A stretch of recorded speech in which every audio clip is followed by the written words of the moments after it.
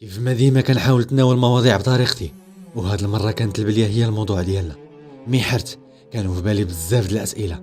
واش اللي مبلي الخاطر هو اللي مشى ليها، ولا غتقدم ولقى راسو فيها؟ وواش العائله هي السبب، ولا المحيط والظروف هي اللي قصات؟ كيفاش كيشوفوه الناس وبياش كينعتوه؟ باش نلقى هاد الاجابات هذه كلها تعمدت انه نحط الفيديو بنهار قبل وما نبينش النيه ديالي. وماشي اي فيديو، هذا فيديو من الواقع ديالنا، لأنه هو المخرج والبطل ديالو اللي ما ولفتيش تشوفني فيه. هادشي كامل مقصود. المشهد كان تمثيلي دو أ زد. ومن تعاليق على الفيديو واللي ميساج ديالكم في البريفي قدرت نجاوب على الأسئلة ديالي، وبيهم غنبني قلب المحتوى ديال الموضوع ديالنا. البليه يوميا كنتلاقى مع شباب في الزنقه اللي في اللاج ديال 12 عام لتحت، كيتعاطاو البليه بكاع انواعها. البليه كلها وكيفاش دخلها، اللي مشاكل عائليه، وهاللي الظروف، وهاللي سخونيه الراس، وهاللي بسبب قله المسؤوليه. كتذوق واحد الحلاوه واللي ما كتلقاهاش من بعد، وانت ديما كتبقى كتجرب وكتحاول توصل لداك الشيء اللي عشتيه النهار الاول. كتبقى تدور في نفس الدوامه وعند بالك هربان من المشاكل، حتى كتلقى راسك في ادمان من جهه، ومن جهه اخرى ديما بايت برا. والزنقه كتكمل لك داك الشيء اللي بديتي انت. لا الوقت كيتسناك، لا حتى شي حد يتسوق لك، لانه هذاك سن المراهقه اللي هو السن اللي كيبان لك كل شيء غلط وغير انت الوحيد اللي على صواب. وكتولي عندك القرايه غتانويه واستراحه. لا الشوفه ديالك لحياتك زوينه، لا الشوفه ديال الناس الليك زوينه.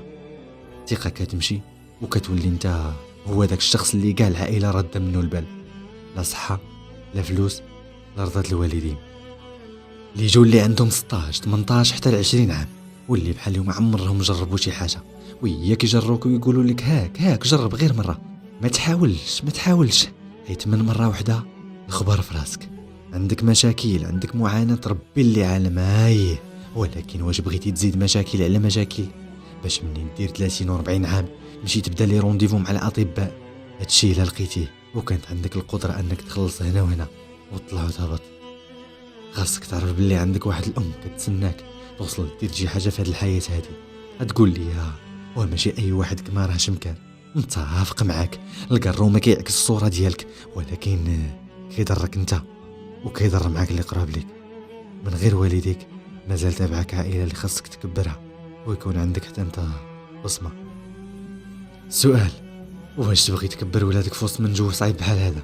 الا انت دزتي وكانت عندك القدره انك تحكمتي في راسك وكان توفيق من الله ويسرات امورك، راه حتى حد ما كيضمن ليك ان ولادك يدوزوا من نفس الطريق، حيت غادي تقدر لا قدر الله تكون سبب في بزاف د المشاكل، ومنهم اللي كنسمعوا دابا وما يروجوا حاليا.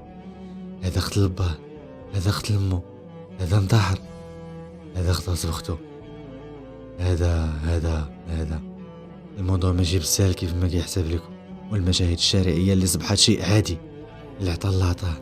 مي حاول تغير شي حاجه، بارطاجي الفيديو مع اي صاحبك ولا صاحبتك، ونخليو الميساج زوين للناس اللي مبليين، حتى انت مؤثر. وكان الله في عون اللي غصابر. كان معكم نور الدين، وقول خيرا او اصمت.